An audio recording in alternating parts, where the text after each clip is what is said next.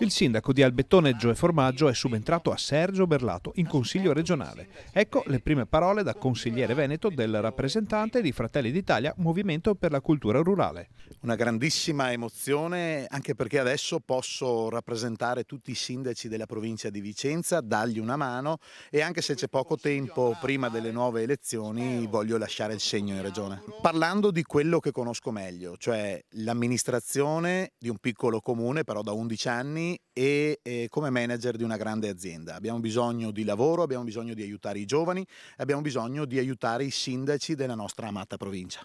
Il sindaco di Albettone, portabandiera di 1000 battaglie e noto per il suo piglio combattivo, non nasconde l'emozione di poter rappresentare a Palazzo Ferrofini il suo territorio. È un onore verso tutti i vicentini che hanno posto la fiducia sulla mia elezione ed è un onore rappresentarli, è un'emozione grandissima, cercherò di essere all'altezza di questo importante incarico.